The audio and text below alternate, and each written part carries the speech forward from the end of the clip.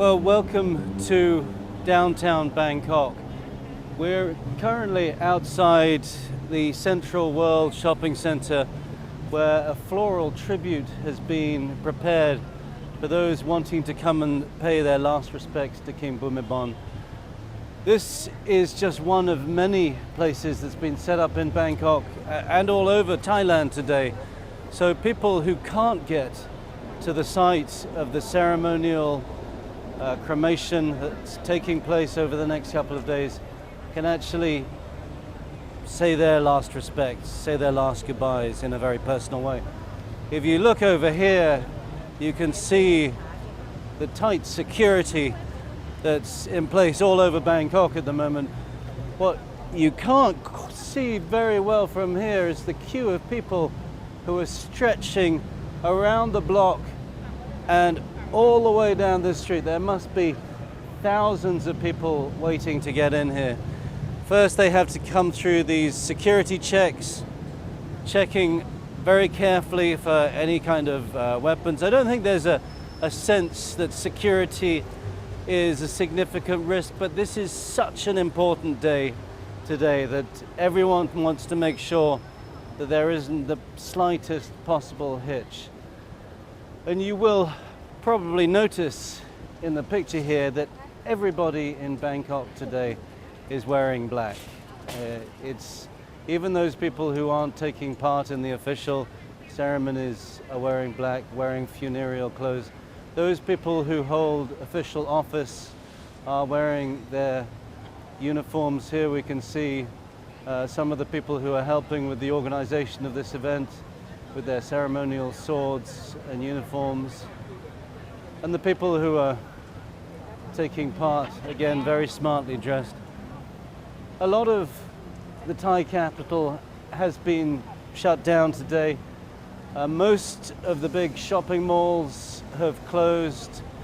This one is still operational, but people aren't really shopping today. Most businesses have taken the day off.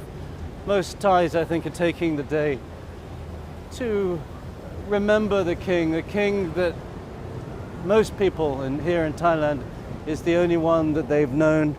His 7 decades on the throne saw incredible changes for Thailand, really propelling it from very much a third world country right to the forefront of advancement in what I think today certainly many Thais feel is a very modern, well-established country in a region that has seen considerable turbulence, particularly during the 60s and 70s. We saw the Vietnam War raging for over a decade. We saw the Cambodian revolutions, problems in Myanmar and Laos. And I think many people attribute Thailand's stability during those difficult years to King Bhumibol. And that's why, as I've been talking to you, we've been walking through the length of this covered hall. And you can see, again, these people have been queuing for hours and hours and hours. And they're just queuing to get one last chance to kneel in front of a portrait of King Bhumibol, which is up at the front here. It's about 200 meters away. And we can show you, some of them will be laying flowers of sandalwood. Here is an elephant, a decorative elephant with some scenes of Thai history past. And up here again, screens which have been placed throughout Bangkok so that people can watch the funeral proceedings as they've gone on. There are an estimated 200,000 people in and around the Grand Palace today who have again queued for many days just to get a seat or a standing room along the route of the funeral cortege. We saw earlier today the royal urn in which King Bhumibol's body has been kept for the past 12 months, being moved from the Grand Palace to the funeral palace, which has been constructed, a very elaborate building with enormous gilded peaks, some of the best and the finest of Thai craftsmanship has come together to prepare for this very ostentatious departure. Again, no criticism here in Thailand, obviously, where criticizing the monarchy comes with a 15-year jail sentence attached. But $90 million this extravaganza has cost. But I think also it's been seen by many Thais as a very important act by which they can say goodbye to a man who was so dearly loved and prepare for the accession of a new king.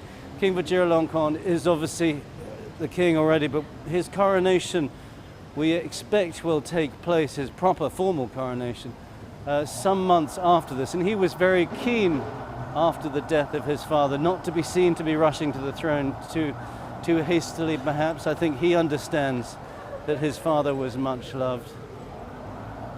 This another hall here where people are being moving forward. They're being slowly processed through so they can get to this portrait of King Bhumibol at the end and pay their last respects.